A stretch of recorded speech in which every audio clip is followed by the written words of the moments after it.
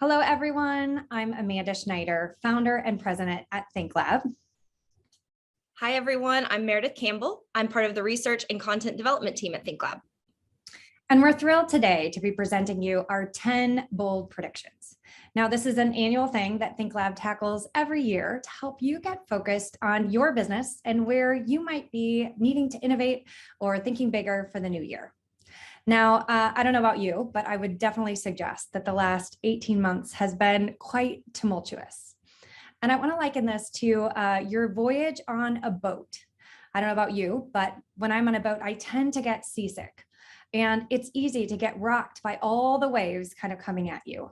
But if you can focus on the horizon, that's the key to kind of avoiding that seasick feeling. So the goal of this today is to help you focus on the horizon, the near-term future, and based on all of our insights and evidence, where we see ourselves headed.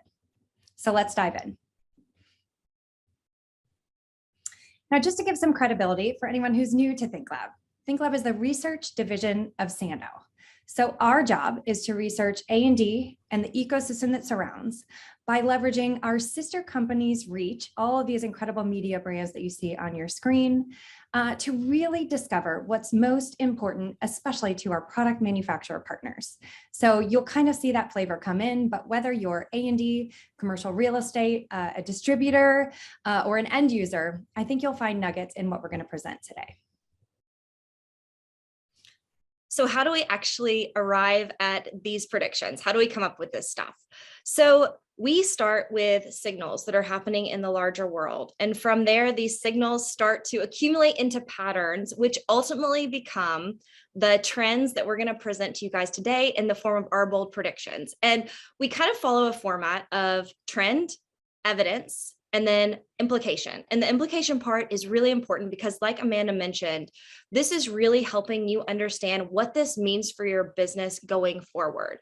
And we like to think about these as really being on the horizon, to use Amanda's metaphor, of the near-term future. So we're really looking at the next 1 to 3 years approximately as we're talking about these predictions, so that it's really implications that are happening in the immediate future. Some are already slightly underway. All right, now if you joined us last year, these were our 10 bold predictions from 2021. And we're not going to recap all of them, but we are going to put into chat an article that our colleague Erica Weinberg just wrote about which of these have come true. So we understand you're not going to be able to read all of these, but we invite you to click on that link in the chat so you can kind of see what came true from last year's predictions. But without further ado, let's dive into this year's predictions. All right, our 10 bold predictions. Number 1, pent up pressure. Now, this one should surprise no one that supply chain issues have been affecting our industry in a major way. You can see that the current cocktails of challenges, from labor shortages to supply chain issues, we believe will constrain demand. And while that's kind of a negative, we also believe, because everyone is facing this pressure universally, it really creates a unique opportunity to stand out. So Meredith's going to take you through some of the evidence of this trend, and I'll come back around with the implications. Great. So Oxford Economics called 2021 one of the most rapid recoveries in modern history. A McKinsey podcast that we listened to recently said that availability is the new innovation. And we loved this quote that kind of we're in the middle of the roaring 20s, but there is this cocktail of challenges that are looming. So this kind of graph from our Business of Furniture friends shows the industry index. And while you don't need to look at every single number here, I think you can see pretty quickly that drop off in spring of 2020, but then how quickly that climb out happened in this graph. So that pent up demand, coupled with some of the challenges that you all are probably feeling in each of your collective worlds, raw materials. We had these conversations with some of our manufacturing partners to really understand in one of our Clubhouse sessions what's going on. We'll link an article if you'd like to dive into this a little bit deeper, especially as it relates to the interiors industry, because we're reading about this and feeling it even outside of our interiors industry, right? But one of the examples that was given with raw materials, for instance, let's say you have everything you need to create this product and you're ready to ship it out, and you're missing the label adhesive, right? From a logistics standpoint, containers coming from Asia are up to 4 times the cost that they normally would be. Trucking logistics in the freight arena are about 15% over what they normally would be. And then add in the labor shortage, which the Workforce Institute says 2 out of 3 manufacturers cite that they're struggling with this skilled labor. So the manufacturers who are responding to this, these are just a few of the things that we're hearing coming out of these challenges. SWAT teams who are looking at this daily and hourly in some cases as things are changing, implementing some new ways of stocking, but also kind of implementing ways of the past instead of this just-in-time way of stocking, maybe keeping some things in-house that they normally wouldn't have. Also looking at suppliers that are closer to home, and ultimately some of the price increases that we've all felt. So another study from McKinsey where they polled CEOs from across the country, so this was actually global, not even a national study, found that supply chain and inflation had actually leapfrogged the pandemic as their top concerns around economic growth. So this is part of why we're watching this, but with necessity being the mother of invention, Amanda, I'm going to throw it back over to you to talk about the implications. Absolutely. So we've designed this as a kind of an exercise that you can work through with your teams. And each of our implications this year is taking form of a question. And you'll see all these questions kind of summarized together at the end. So as we look at supply chain this year, we're asking, how might we evolve our communication models to provide more transparency and self-serve convenience? And here, no matter who you are in the ecosystem, Meredith kind of gave some examples of forward-thinking companies and how they're handling it. Concierge services, quick ship options, better transparency around lead times, availability, and pricing. And whether you're a product manufacturer that's selling these, whether you're a designer that's trying to communicate with your clients, we ask, how might we evolve our communication models to provide more transparency and self-serve convenience? So this may seem simple and straightforward. Some of the other tactics that Meredith talked about were more strategies for your business and how to overcome the actual challenges. But we're going to challenge that also a big piece of this is really facilitating seamless communication. So we want to empower you and your teams to really think about not only solving these challenges, but maybe on the upfront end, how you might be able to increase that transparency of communication as an opportunity and as something to set your business uniquely apart. All right, so let's dive into number 2. Number 2 is one of our favorite phrases, shift happens. Yes, there's an F in there.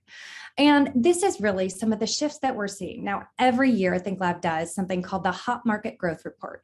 It's a key cornerstone to our ThinkLab Insider, our subscription program, where we give our best data first to all of our research partners. And one of the things that we're looking at is implications of the last 18 months and the effect of the pandemic. And as we look at those emerging geographies, we're seeing emerging microeconomies, basically depending on how the virus has hit specific areas, how the virus has hit specific industries in specific areas, and how specific those economic sanctions have been, or lockdowns have been, or kind of how much people are hiding out in specific regions, really has a different effect on kind of the cultures that are happening in those areas. So we believe that these emerging microeconomies are going to cause uneven and sometimes unexpected regional growth. So as we look at what's changed since 2020, a couple of interesting things. This is designer employment in each of these cities. You can see the A is for architecture, D is for designer employment. So a couple of things that we watched shift over the last couple of years is Dallas overtook Chicago, and Houston, for the first time, entered the list, which you can see there with a 26% increase of employment. Now, the other shift that was really interesting as we were looking at this data is while there was a 9% decrease in number of firms, there was an almost 12% increase in the number of designers in the US, which suggests to us that more designers set out as sole proprietors. The other thing that's really interesting as we start to look at the giants of design data, interior design giants of design, with interior design being a sister company to us, and we collect all of the data for that, which is kind of like the Fortune 500 for the interior design industry. But as we were looking at this data around fees, for the first time ever, healthcare actually leapfrogged over hospitality in 2020. Now, healthcare continues to see growth. Some of the projections show that while residential experienced incredible growth in 2021, they may begin to experience a bit of a right sizing, not to say that they're dropping off completely, but just that growth that they experienced, especially in 2021, may start to even out a little bit. And while hospitality and corporate are certainly recovering as sectors, those will be a little bit slower to recover based on some of the early indicators. Now, we're really excited because the 2022 Giants of Design will be launched around the time that we start to look into 2022 and the beginning of that year. So the other thing that we're watching, and this is JLL from their third quarter office outlook report, is kind of this rate of leasing. So this is telling, if you look at the line across the top, the 0% line across the top, and the dotted gray line is the overall US average. And kind of going back to these pre-pandemic levels, these growth markets, which are Atlanta, Austin, Charlotte, Dallas, Denver, some of those are starting to creep back to that level much quicker than some of the gateway markets, like your San Francisco or your New York. So just some interesting shifts that are happening both within the sectors with designer employment and then certainly with leasing. So as we kind of bring this trend to a close, we want to ask you, how might we need to rethink our concepts of regions to align with this uneven growth, recovery, and really what we're seeing as the future of hybrid work? Now, we know, as Meredith showed, as we look at what's happening and how these microeconomies are affecting the design industry, that it's really shifting how these firms work. I'll tell you from a lot of our discussions, that's where we are hearing from a lot of firms that they're struggling to really realign their strategy. So typically in our industry, especially when we look at the manufacturer side, we think of regions as geographies. But I would challenge two fronts. When we rethink regions, how do we think about geographies as expanded? As many of these design teams are forming groups across different regions. And I would also suggest, how do we leverage these regional insights to aggregate them and share back with our clients how these different regions are recovering differently, maybe what's selling in specific regions. So again, aligning those regions with uneven growth, recovery, and hybrid work. So let's move to our next trend, which is very related. We're calling it the hybrid butterfly effect. And those words were chosen very, very specifically because we believe hybrid is here to stay. And that's not a new conversation. You're all probably getting sick of hearing those conversations, but we believe that this hybrid shift is going to cause really profound shifts in how we think of space, how we think of locations, or maybe what locations we're choosing per our second trend, really mindset and even expertise that's needed. So Meredith's going to dive in a little bit more with our evidence of this trend. Yeah, so ThinkLab has been gathering this data since 2020, and we've been asking designers about their own policies.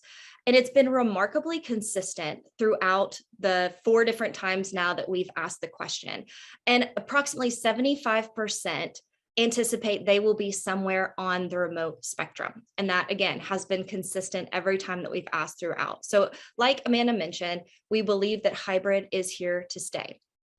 Another question that we polled designers, both within A&D firms, dealer designers, and commercial real estate designers, is we asked them if they're living outside of a commutable distance to the office, meaning they can't just come into work one day. It would be a trip or a plane ride. And 86% of designers in commercial real estate, almost half of dealer designers, and about a quarter of those at A&D firms were when we last asked the question, which was late summer of 2021. Now, how much of this will shift and change as more of these hybrid policies are put into place? We're tracking that, but it's worth noting. And while the word hybrid may make you think immediately just of policies in the workplace, what we've seen is we've been having conversations with the giants of design, the interior design giants of design, at multiple roundtables throughout the year, is this extends beyond just the workplace, obviously, with hospitality and retail both having some really notable shifts in the way that spaces are being planned, both from guest rooms, like this quote here, but even in some of the conference spaces, adding in Zoom rooms. Retail, we're seeing some trends that they anticipate that more and more kind of brick and mortar retailers will be moving closer to home, to where some of the hybrid workers may be kind of inhabiting most of their day versus driving into a city center. So some interesting shifts there. Great. So as we bring this down to an implication, our question is, how might we need to evolve our traditional approach in order to respond to our clients' approach to hybrid work? And here's where I'll challenge you to really think about new strategies and new layers of social norms. If you listen to last season, Design Nerds Anonymous, our podcast, one of our interviewees was talking about an awkward meeting that she set up, not realizing that her client had relocated to Nashville from LA and was no longer in her physical regional realm. And so while she had assumed that they would meet up in person, obviously that was not possible. So I think also as we think about especially our selling approach, and again, this applies whether you're commercial real estate, maybe a broker, whether you're A&D and doing business development on behalf of your firm, or whether you're a product manufacturer targeting these designers. As we look at our new hybrid approach and how to thrive in this increasingly hybrid era, especially as we're not sure where everything is going to shake out, how do you gather data prior to that in-person interaction? How do you expand your reach of that in-person interaction through hybrid equity? And we're hearing even some firms say that if you can't make a presentation hybrid equitable, it's not welcome at our firm. And then how do you extend the life of that really impactful in-person interaction beyond, and really kind of maybe it's a memorable video, or maybe it's a follow-up that only highlights the things that that client was interested in after going to a showroom tour. So again, as we think about succeeding in the hybrid era, how do we lead up to that event, gather data to make that more impactful, extend through hybrid equity, and then prolong the life of that event? So that's our challenge to your team. So let's move on to the next one. Number 4, also related, you'll see many of these are tied together, the pendulum swings. Now, this is, again, as we look at the tumultuous change, think about those waves that we have really been hit by over the last 18 months. We believe that some of these extreme developments triggered by the pandemic will begin to stabilize, and we'll start to see what changes stick. And I think this is a really good one to remember, because all of us that get excited about change are talking about hybrid work, we're talking about remote work, we're talking about systematized design, we're talking about a lot of these topics that are exciting if change excites you, but maybe terrifying if you like 2019 and you're hoping that this switch flips to go back to the way things were. So the good news is, regardless of which side of that spectrum you're on, the answer is likely to be somewhere in the middle. And we hope that that's good news for everyone listening. So Meredith, take us through this one. Yeah. So this one's kind of interesting. So if you think about pre-pandemic, way back when, it was really about relationships as currency. Things were done in person. In fact, our data suggests about 80% of a rep's time, a manufacturer's rep's time, was in person. And then you swung over to this 100% virtual environment, or kind of where we're living now. And about 10% of that rep's time would be in person, that face time. And all of a sudden, information became currency. And what that means is that thought leadership was your lead in, right? That's how you got in front of someone. And we believe in the future, and all indicators are pointing to, experience will be currency. And we believe that maybe about 50% of the time will be in person versus virtual. So who knows what that will actually amount to, but that's kind of what our team is anticipating based on the conversations we're having. Now, hear me clearly, relationships still matter. That's not to say that they don't, but this kind of swinging back towards the center of experience as currency and what those relationships mean and what that shift means, we're going to talk about in another one of our bold predictions. So another really interesting pendulum swing that we saw again from JLL's Q3 2021 Office Outlook report is that for the first time since the onset of the pandemic, leases of greater than 10 years encompassed more than 43% of deals. So if you look at how Q3 of 2020 versus Q3 of 2021, they sort of flip-flopped of the deals of less than 3-year lease terms. However, at the same time, it's expected that the number of co-working locations will double by 2022. And in fact, the largest occupier of office space, the federal government, signed a contract in 2021 with 5 co-working spaces to create flexible arrangements. So some really interesting things happening here. The other kind of pendulum swing, and we'll just call it a broader palette, is this bespoke or traditional design versus systematized, and not versus, but really more of the spectrum of services. With the rise of JLL and their Experience Spaces program, and also CBRE with their Office Ready program, we sat down with the JLL Experience Spaces team on Clubhouse to really understand how the systemized approach to design is changing their process. And they estimate that they're able to take what would be a 6-month design process and shrink it down to 6 weeks. And part of how they're able to do that is by about 80% of what a client's kind of choices would be are sort of baked in, with about 20% of that to be more customized to them, kind of within a menu of options. And CBRE Office Ready is similar in that they're giving kind of this 4 palette of options for clients. So certainly watching this bespoke to systemized spectrum that we're seeing here. Even within the furniture specification process, that this more bespoke, working directly with a dealer designer, very kind of customized approach.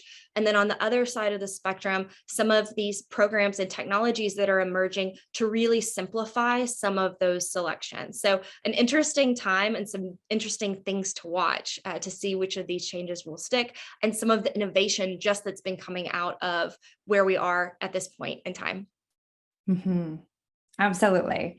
So let's kind of dive into our implication here. And our question here is, how might we couple or decouple our product or service portfolio to better solve today's unique client challenges? Now, this word couple and decouple is from a book that we're actually reading in preparation for season 3 of our Design Nerds Anonymous podcast that really looks at disruption and how to cause positive disruption for your own business rather than be affected by that disruption.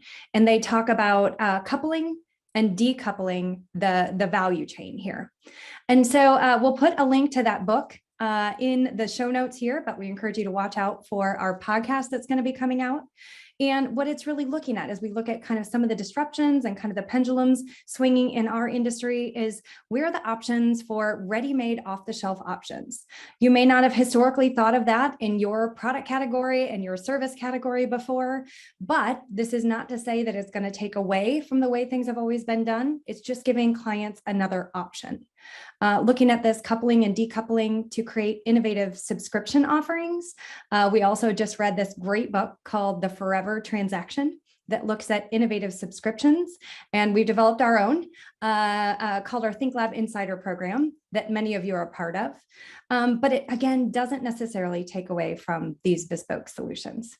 So let's move on to our next one. Number 5, halfway there.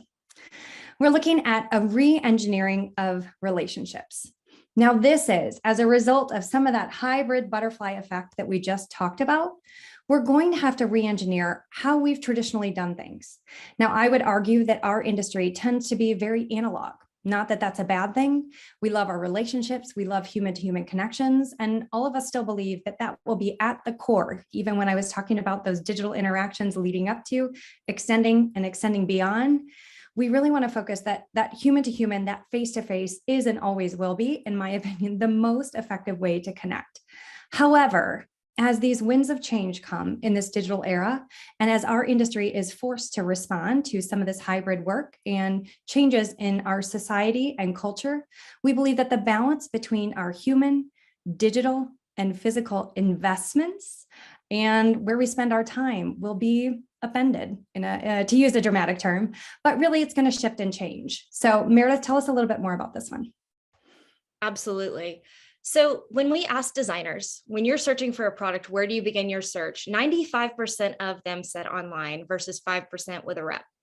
Now, Amanda and I both have backgrounds in A&D sales. So we are by no means saying that the rep is not important in this scenario, quite the opposite.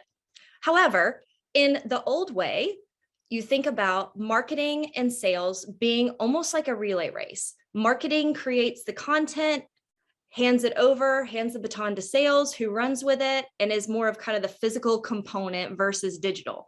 But in this new world, we believe phygital, which is where digital and physical converge, that marketing and sales will be more like synchronized swimmers throughout the process. And with that, In our hackathon, we've now done 4 of these. We're in the middle of our 4th hackathon for 2022. And one of our key takeaways from 2021 was this re-engineering of relationships and really understanding the desired blend between the human, physical, and digital. So if you look at the triangle on the left, the way that it used to be, you as a rep were sort of the filter for everything. If it was a lead time, if it was a price, if it was a brochure, if it was, a sample that they needed. And then maybe you were supported by physical, which might be a showroom. And then the teeny tiny little triangle at the bottom was digital. We have a website, we have images on our website. But if you look at the way that this shift is happening today, is that you as the rep are kind of the tip of the pyramid now. And the things that you do well, and we hear from designers all the time, my rep is my lifeboat. I couldn't do what I do without them. They help me in a pinch. They save me from myself. But you're supported underneath by still the physical, albeit maybe smaller in some cases or more impactful as it might be. But then you have this larger digital component supporting you underneath. So if a designer needs to find a lead time at midnight because that's when they're working, they can jump online and find that instead of having to wait for a response from someone. Or if I need a sample or whatever else, that I can sort of self-serve on some things, but have that human in the places where it really, really matters and where it's really impactful. So that's the really fun challenge that we're unpacking with this cross-functional team right now. If you're not familiar with a hackathon, it's very common in the tech world, but we've really turned it into our space, into our industry, these cross-functional research projects where we get to really dive into these challenges. So look for more from us on that, more to come. But this is a really exciting time. If you're a rep, do not be scared or anxious about these pyramids. It should really be about supporting you and helping your clients have this better experience through this re-engineering. Good. So as we look to our implications, our question is, how might we create and implement digital tools that allow us to make the most of our human capital? Now, I talked about physical space and face-to-face, and we don't think that's going away. Meredith previously shared some stats saying that average rep has gone from 80% of their time in person to 10%. But if you hear one thing from us here, it's all about that face-to-face interaction. It's all about that human rep. So digital will not replace that human rep. Digital will augment that human rep to really allow them to do what they do best, to use their time most wisely, most effectively, and most impactfully to our clients. So if you'd like help unpacking this one, again, as Meredith mentioned, we've got our current hackathon that's going on, really looking at some of these balances, how to leverage these digital tools to empower our human capital, one of our most valuable assets as brands, as companies. So you'll hear more about some of the forward-thinking brands leading that exploration with us as that project unfolds. So let's move on to our next one. Number 6, carbon is king. Now, even if you're not deep in the sustainability realm, I will challenge that the last 18 months has really brought to light sustainability, the need to get a bit more serious about tackling some of these issues. And you've likely heard a lot about carbon. And I'll offer up that our sister company, Metropolis, has tackled their own hackathon looking at carbon neutrality, and they have a toolkit to help you achieve this. So we believe that this increased focus on carbon reduction will really refresh and, we hope, simplify the approach to sustainability.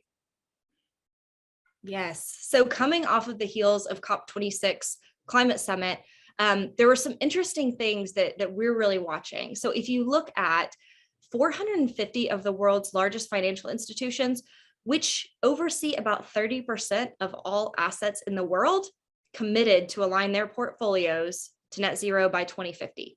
So climate risk has become financial risk. So this is part of why we are so interested in this trickle-down effect that's kind of happening all around us outside of our industry, but we believe will make its way even more into our industry. In fact, even just from 2019 to 2020, there was a 208% increase in companies committing to net zero. Another study showed that at least 1/5 of the world's 2,000 largest public companies have committed to meet net zero targets as of just the spring of 2021.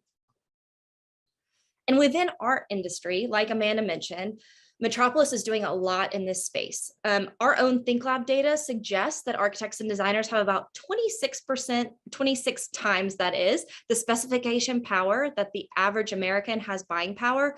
And that number can be as large as 111 times when you get into those interior design giants of design. So that should really be empowering for architects and designers. Metropolis has an insight that shares that the interior design industry will have influence over an estimated 1/10 of the world's carbon emissions by 2050. So if you think about how often interior spaces are being renovated, it's much more often than the entire building itself. So if some of these lease terms are as short as 3 to 5 years, every 3 to 5 years, those spaces are being churned. It has been difficult to have kind of this universal measure, but technology and transparency, we believe, is going to continue to increase. And because of the greater influence in the world and our customers and these net zero targets, this really has a trickle effect into our industry. Good. So as we get to our implication here, we ask the question, how might we leverage our industry's sustainability influence to simplify decision-making and empower one another and our clients to fight climate change? Now, Meredith just shared some really empowering statistics, whether you're an architect and designer recommending these products and helping your clients understand, or whether you're a product manufacturer that is making these products and trying to make it easier for that designer to do their job. We believe that our industry has incredible power to do our part for the generations to come. All right, number 7, rise of reuse. Now, this is an incredibly fascinating one because one of our biggest statements at ThinkLab, if you followed any of our journey over the past decade that we've existed, is that we believe the biggest future innovations will not necessarily be about product, but they'll be about process innovation. And I think this is a great trend that kind of embodies that statement, that is really not only about the one we just talked about the product and about how we can reduce carbon emissions and, really do things in the making of that product, but how can we innovate our business models? So we believe that resale will gain traction as new business models emerge to crack a very complicated nut in the interiors industry. So we're tracking a lot of businesses, some technology startups, that we believe this is a huge opportunity for someone to kind of crack this nut and really innovate on this idea of reuse. We're seeing it in ride sharing and car sharing. We're seeing it in Airbnb, and we challenge the industry that there's opportunity here for us as well. Absolutely. So let's look outside of the B2B realm for a second and look at B2C. So this is something that has been underway for a while in that space, but like Amanda mentioned, this has been much more complicated as you get into B2B. And it sounds really wonderful in theory, but it's been very difficult to execute. So in the B2C realm, there's expected to be a 70% growth in resale of B2C furniture by 2025. And over in the retail realm, there is expected to be an 11-time growth by 2025 in resale clothing. In fact, the brand Madewell, that many of you are familiar with, just launched their first brick and mortar store with ThredUp, in partnership with ThredUp, that is selling 100% reused clothes. So there is nothing new in the store. Even in IKEA and some of the other retailers, we're starting to see this. Now, in our realm, we have some entrants to the market, and Amanda and I are doing a lot of research and chatting with some companies that are doing some interesting things. You have companies like Receipt, which is more of a platform to sell and track the life cycle of commercial furniture. Heirloom, who's really starting with pieces that are meant to be refinished, recovered, and creating this kind of centralized database for designers to source from. Each piece has a QR code, so you can hear the story, like Heirloom, like an heirloom piece of furniture. And then in the residential side, First Dibs and Cherish are probably two of the larger companies that you may be familiar with. So we believe there's going to be a continued increase in this because there is so much desire from the designers that we've talked to throughout the course of this year to really find a better way, which kind of ties back into our last one of carbon as king. So they kind of go hand in hand. Good. So as we look to our implication here, we asked the question, how might we consider innovations in service models and reuse? So this really pushes you to ask the question, not only about product innovation, like our previous trend, but really in that process innovation as well. So let's move on to our next trend. Number 8, the softer side of space. Now, I think, again, we have traditionally thought of product. If you're a design firm, your product is the space that you design. If you're a product manufacturer, it's the thing that you make. But as we look at this process evolution, as a result of especially some of the awarenesses gained and the implications of the last 18 months of waves that we've all been through, we want to challenge that design as a function will expand to include new areas of expertise that go beyond space. And we're already hearing a lot about this in a lot of our focus groups in terms of the types of expertise that different firms are bringing in to consult on products or on projects. And we're excited to see how this expands as we go into the near-term future. Yeah, so like Amanda mentioned, this has come up so much in all of our focus groups, but this expertise, you think about wellness, well-being, even behavioral science, anthropology, diversity, equity, inclusion, especially neurodiversity, and how we're just seeing this rise of expertise needed from the designer level and strategy. I love this quote from one of our roundtable participants at our corporate roundtable, really that it's no longer just about efficiency. It's about kind of supporting people in a new era of work. So really interesting just to see, again, this new expertise that's really not about the four walls necessarily, but human-centered, which, I guess you could argue that design has always been human-centered, but even more so. And in fact, CEDA, which is the Council for Interior Design Accreditation, they're the accrediting organization for interior design education programs. In their Future Vision report, they really talk about this gap between design values and the practice itself. And they even anticipate, based on some of their surveys, that 25% of the skills that designers will need are not necessarily, certainly in addition to, but not just the professional and technical skills that you might typically associate, but more of these skills related to end users like social and cultural context, engagement, productivity, and really a deep understanding of those behaviors of the occupant in the space. So even starting from the design student level, more and more of that shift to this balanced approach beyond the physical space. Good. So as we shift to our implication, we ask the question, what new expertise will our industry need as physical space becomes a support for policy, mental well-being, and social connection? Now, that might be a bold question, and to our pendulum swings, perhaps the pendulum will eventually swing back the other way, but we really want to kind of throw down a gauntlet to our industry to be open-minded, to really think about who else we might include as we think about not only space, but the softer side of space, how functionally it will need to evolve. And I think this creates opportunity for all of us.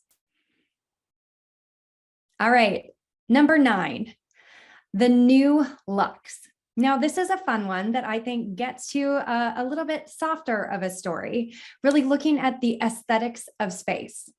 Now, I wrote an article, I think around NeoCon 2017, that I called The Year the Skirt Died. If you remember, that was around when everyone was creating these active design chairs and things that you straddle. And guys, if you've never tried to do that in a skirt, I don't recommend it. But we really have seen this casualization of the office for a while.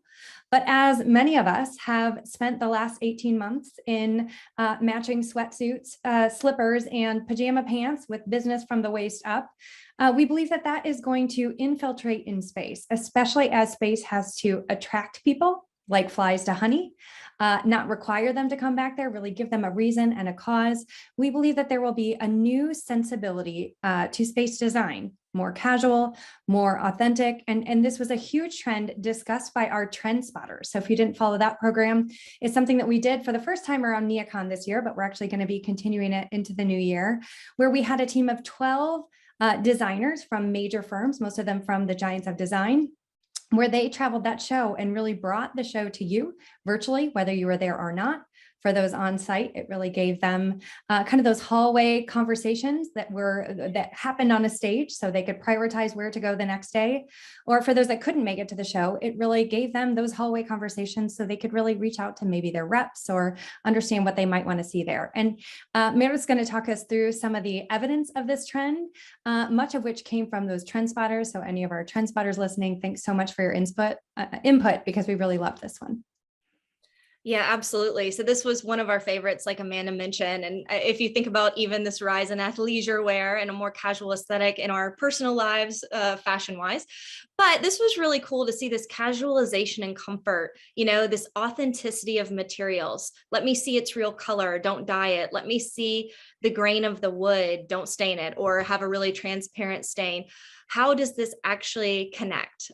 Screws, not glue, is one that we've heard in terms of how you could take something apart, put it back together when we talk about reuse, especially. So we saw that as well, of course, but just this authenticity that we thought was kind of an interesting thing starting to bubble up at NeoCon this year. And even in the education sector, this was a quote from one of our roundtables, that some of this move away from the country club vibe to something that feels a little bit more inclusive, even a little bit more casual, right? In its feel, even going into entryways and what that experience is when someone enters the space in a more authentic way to express the brand that they're walking into was something that we were all just really interested in, that our trend spotters brought up coming out of this particular NeoCon. And we think this is going to continue moving forward, that this is a big shift that's only just beginning. Good. So our challenge here is, how might we rethink luxury to be inclusive, welcoming, and while still sought after, maybe become less about status and more about meaningfulness?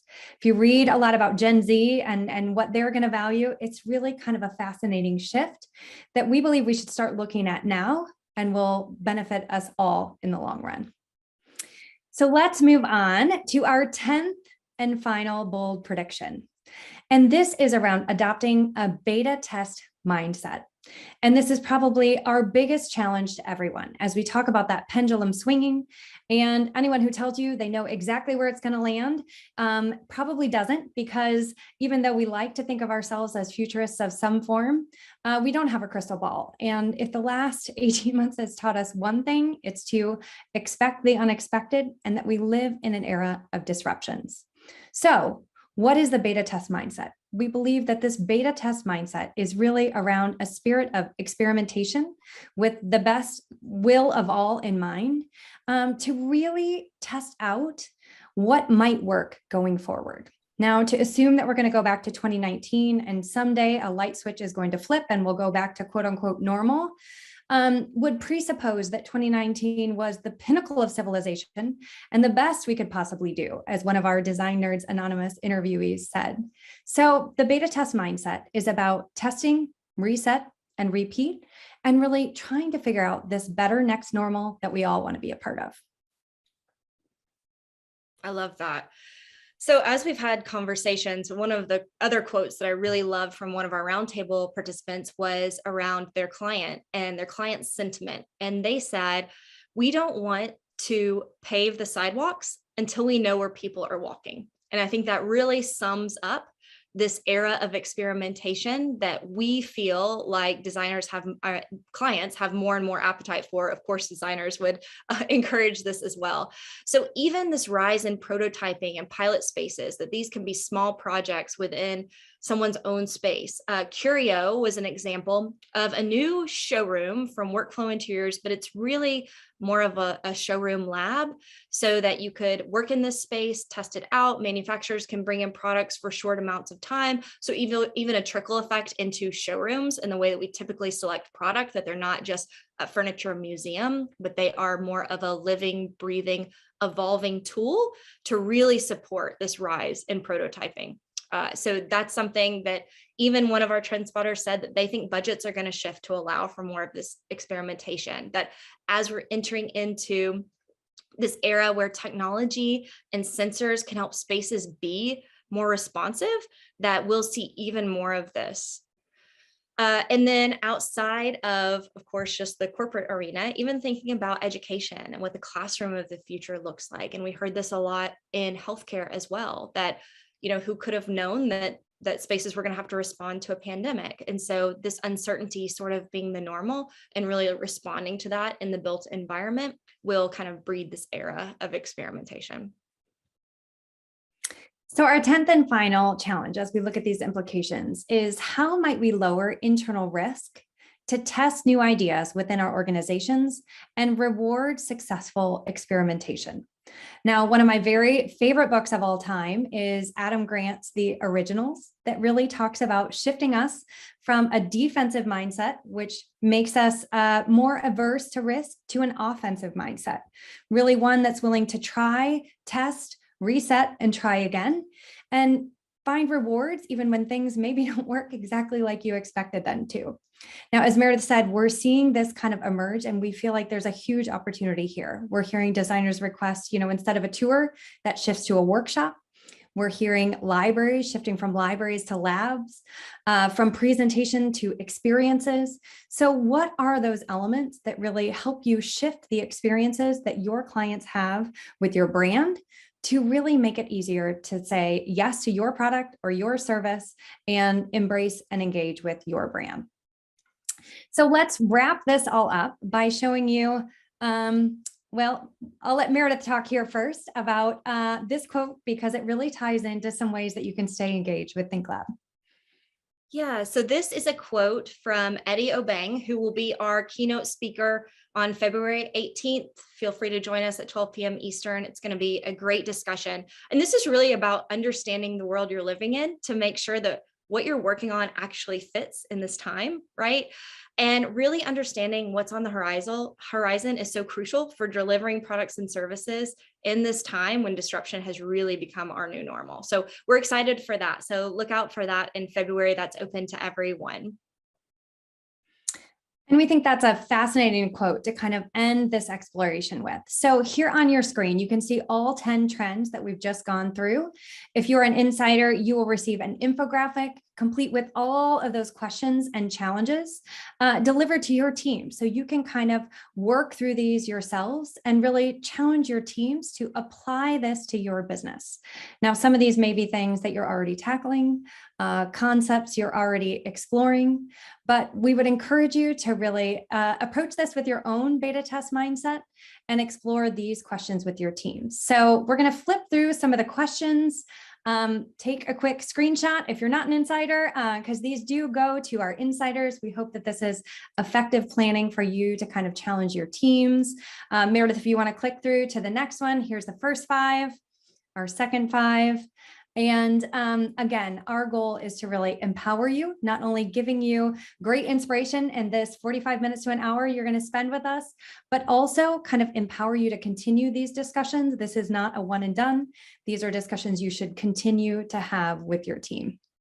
So if you want more from ThinkLab, if you love these discussions and you really want to kind of dive in, I want to leave you with what's next here and some ways that you could continue to leverage our insights and information to stay involved. First, I want to invite you to join in our Clubhouse Design and Data with ThinkLab, where we meet every Friday morning at 9 a.m. Eastern Standard Time. And this is where we are going to be exploring all 10 of these topics. The first Friday of every month, we will dive in starting in February to one of these topics, one of these 10s with experts from within the industry and beyond to really explore throughout the year how these are taking shapes, where our predictions accurate, what's really happening in these realms.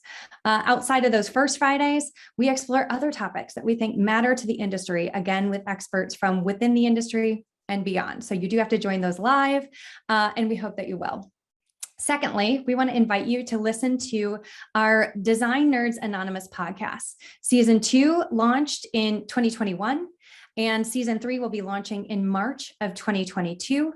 And we'll really dive into even more of these stories that we're kind of exploring. We're looking at things like the future of the showroom, the future of the A&D firm library, the future of product presentations, taking inspiration from companies like Carvana, A couple of the authors that we've mentioned throughout this presentation will be on that season of the podcast, so you don't want to miss it.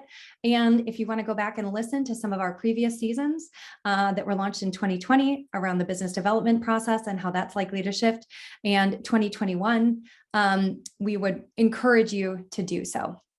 And lastly, we also want to invite you to dig in, if you're approaching this beta test mindset, to our new book, 100 Practical Ways to Revolutionize the B2B Sale. And this is literally an idea book of 100 ways. If you like those questions to kind of discuss with your team, each one has kind of a fun title. You can see this one says 10 tips for making videos that don't suck. Things that you can work through with your team, ways to apply some of our insights and research to your business and really kind of engage with your team. So we have 100 Practical Ways to Revolutionize the B2B Sale. Our second playbook with ideas 101 through 200 will be coming out in 2022. And we have even more exciting information to share, as Meredith said, as we tackle this next hackathon, really looking at the balance between with human and digital connections and how that might evolve for our industry in the future. So we want to thank you for joining in today, and I'll leave you with an invite to join in. And there's this link on your screen, or you can take a photo of that QR code and connect directly with Olga O'Dade on our team. But we love this research. If you can't read the passion in our voices from Meredith and I, we love to share it with you. So whether you just want to dip your toe in and join our newsletter list, join our research list where we give you nuggets and insights, or whether you want to dive a little bit deeper into our insider program where you get the hot off the press, hot off the shelf insights straight from us, we would invite you to explore that with us. So thank you so much for your time today, and we look forward to exploring these and more in 2022.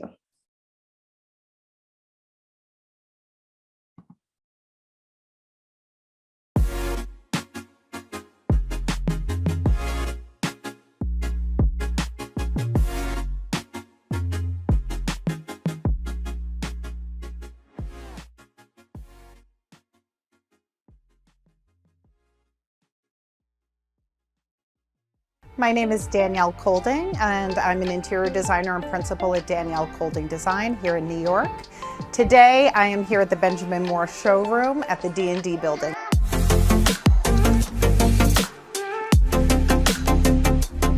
In design, neutrals play a really important role.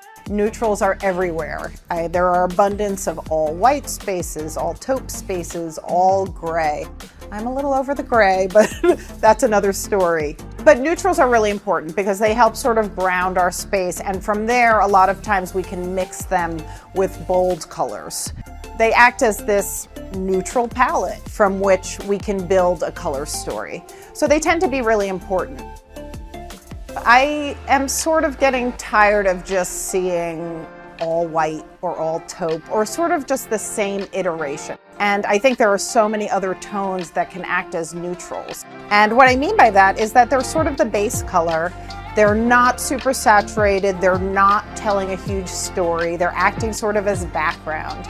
But they can be a really good foundation for building a really interesting color story. For instance, I would love to see a room in a really pale olive. These shades of olive, I feel like it's such a great color that can just work with everything. And instead of being as sort of obvious as taupe, it gives you like a little something richer.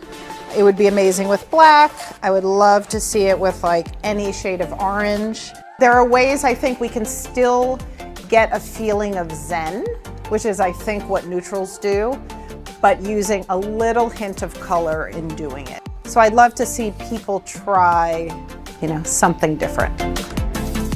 Now there are designers who are amazing at all white. I am not one of them, but there are people who are amazing at like layering, neutral upon neutral, and it feels really great. For me, I believe in more of a balance with color. Color can also be a neutral. I think it's about how that color serves as sort of a background, as a foundational layer, and how well it works with others. So in that instance, for me, black is a neutral. I love nothing more than black for a door, black for trim. I love black for a kitchen. It doesn't always have to be colors that are super light and airy. I believe it's really about having this sort of classic look where you can bring a lot of other colors into the mix and it is sort of harmonious. So to sum it up, I basically think we all should be much more open and creative about how we use colors and more open to how colors work together. What are neutrals? What are pops of color? Let's just all play.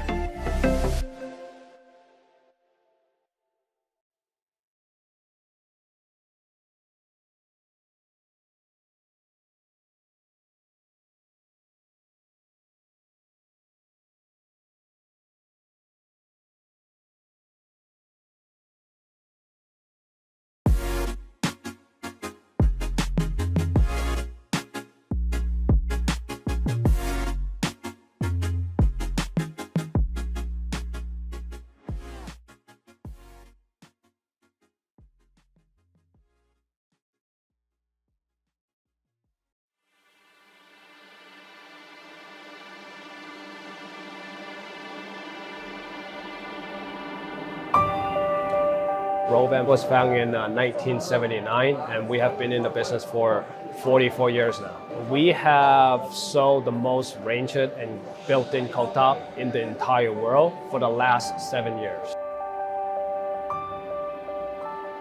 At ROBAM, all we focus on is range-hood, and we have the best range-hood in the world. The RMX series is a powerful range-hood. It has the touchless function. Just put your hands in front of the range-hood, it would opens up and turn on automatically. In addition, the RMX has a 105-degree wide opening that never been seen in the industry. The purpose of that is to capture the cooking fume in the front burner. You want to make sure that cooking fume doesn't go out of your cooking zone. You want to capture it where it started.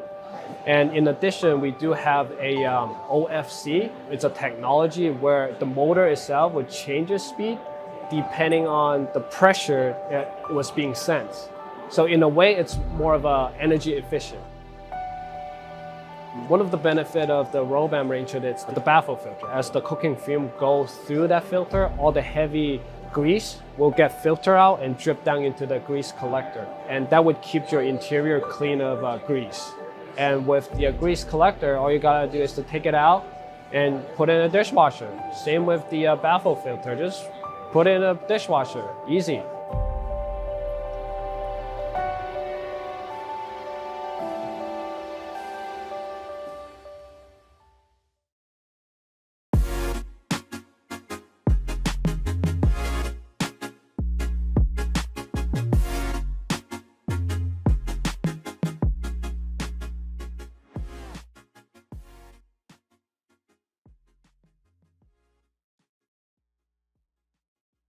Hi, I'm Mike Waller, the Vice President of Fire Magic Grills. The company has been around for 80 years in Los Angeles, California.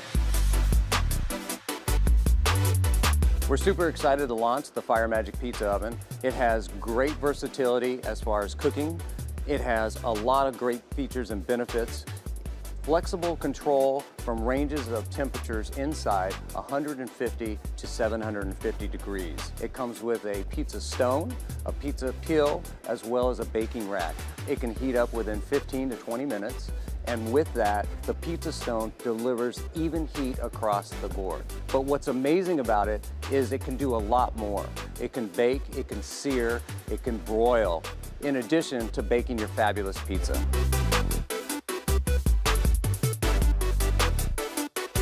We are excited to be at KBIS for the very first time showing Fire Magic Grills.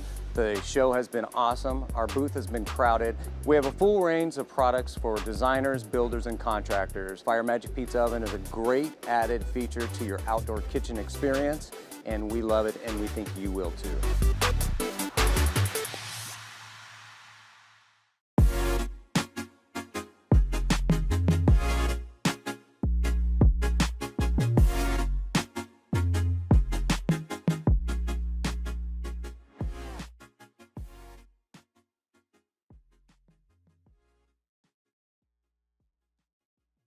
Hi, I'm Susie Wilford, EVP and CSO for NKBA, the proud owner of Kbish. And I'm Bill Darcy, CEO of the NKBA and KBIS. Welcome to KBIS 2022. It means so much to us to be here, to have the opportunity to show our product, and it's just fantastic to be back here at KBIS this year. It is so good to be in person again. This experience, to be able to have connection with people and touch and feel products again, just feels amazing. We've been so focused on managing the supply chain for the last 2 years that this is really a great opportunity to see all of our colleagues and also see customers face to face. It's been fantastic.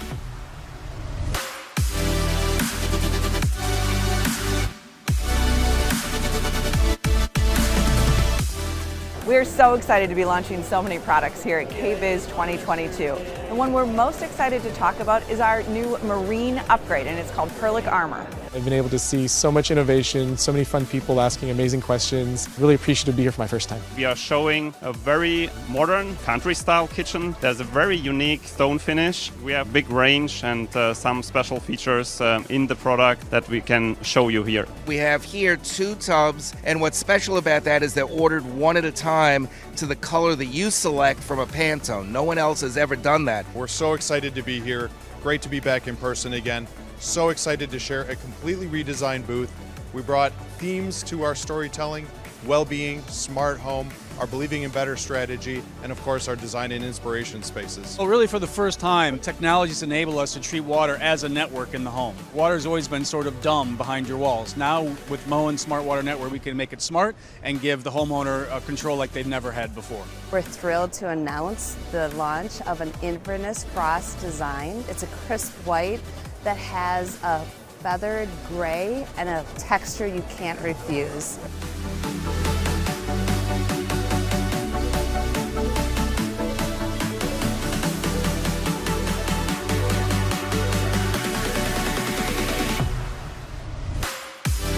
You know, I think it's so important that KBIS is carving out a space for women because it is an industry that has been very male dominated. And I think it's really important that we bring more diversity to it and we continue to empower those women to become future leaders. We just won Best of KBIS in the Impact category. This is our first time at the KBIS show. We were so surprised and so proud of the industry for coming out to support each other. And it's so important from a networking perspective, but also physically showing the products and sharing innovations that we have with the whole industry. It's been amazing.